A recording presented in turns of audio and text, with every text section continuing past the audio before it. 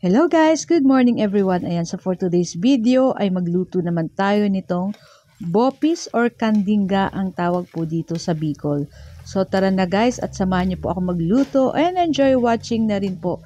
So yan na nga guys, so na-ready na natin dyan yung ating bopis. Ayan, ang niluto natin ngayon is syempre yung ating bopis. Ayan, syempre sandukin na natin yan guys. Yan. Props lang guys yung Alfonso, pero pwede na rin guys kasi masarap to guys. Pampulutan, syempre hindi lang pampulutan, syempre masarap tong pang ulam. Napakasarap nito guys, kaya tara at samahan nyo na po ako nito magluto. So na nga guys, so papalalagain muna natin dyan yung ating puso ng baboy at yung baga. Ayan, papakuluan lang natin yun ng 30 minuto. At lalagyan natin yan guys na maraming bawang at luya. Siyempre maglalagay din tayo ng dahon ng laurel, saka ng pamintang buo. And siyempre maglalagay na rin tayo dyan ng asin para may lasa na yung ating baga ng baboy, saka yung heart ng baboy. So ayun na nga, naglagay na tayo dyan ng asin. Ayan, tama na yan kasi mamaya titimplahan pa natin yan guys. So after 30 minutes, ayan guys.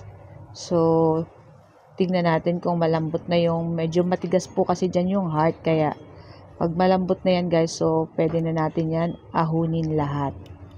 So na nga guys, so okay na yan at tara at ahunin na natin yan guys. So ayan, so nabili ko lang guys yung baga at yung heart ng 105 pesos. So ayan, marami na tayong maluluto dyan at lalahukan lang natin yan guys ng carrots,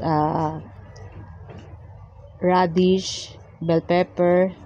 So ayun nga guys, so chinap ko na yung ating bopis dyan. Pinalamig ko muna yan bago ko chop ng ganito kaliliit lang. So nasa inyo po kung anong klaseng chop ang gusto nyo.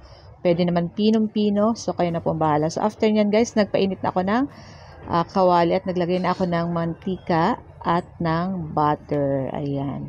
Siyempre nilalagyan ko ng butter yan guys para mas masarap at malinamnam yung ating mga nilulutong mga karne.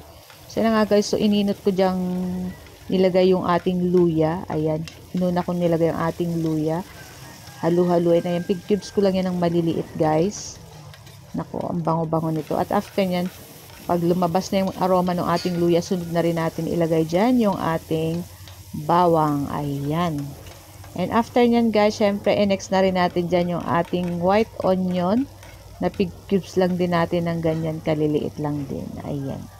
Naku, ang bango-bango na nito guys. Talagang nakakagutom at syempre excited na kaming kumain itong ating bopis. At ayan na nga, after ilang minuto, nilagay na natin dyan yung ating pig slice na cubes na maliliit. Yung ating bopis at yung ating baga ng baboy saka yung heart ng baboy. So after niya, naglagay ako guys ng 2 kutsarang toyo. At maglalagay din ako guys ng liquid seasoning para mas malinamnam at masarap yung ating bopis. So, kahit hindi nyo po lagyan ng liquid seasoning, okay lang naman po yan. Nasa inyo pa rin kung ano po yung pantimplang ginagawa nyo. So, ayan na nga. Mas, ko po yung liquid seasoning kasi nakakapadagdag pa po siya ng sarap. So, after nyan guys, naglagay na ako ng sukang niyog. 2 kutsara din. Siyempre, medyo madami-dami dapat suka. Ayan, hayaan lang natin yan. Kumulo-kulo. Ayan. And after nyan guys, syempre ilagay na natin dyan yung ating radish at yung ating carrots. Ayan, try nyo to guys at napakasarap nito guys. So nilagay ko na rin dyan yung ating bell pepper at yung ating siling pangsigang na 2 piraso. At naglagay na rin tayo dyan ng laurel pa. Ayan, syempre medyo madami-dami nilagay natin laurel para mas mabango yung ating bopis. Naku, ang sarap-sarap nito guys. Nakakagutom na. Ayan. Habang ginagawa ko tong video na to guys, nakakain ako at sobrang sarap talaga. Kaya ngayon nagugutom pa ako guys. Char.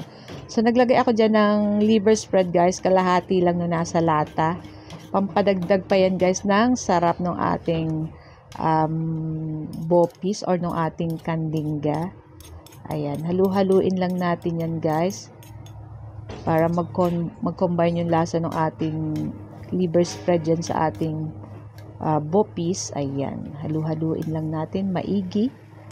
Nako, pwede talaga to guys pampulutan So, naglagay din pala ako dyan guys ng sugar para medyo matamis-tamis yung ating bopis. At nilagay ko na dyan guys yung ating annatto seed powder. Ayan. So, dapat hindi mawawala po yan sa ating bopis, yung annatto seed powder.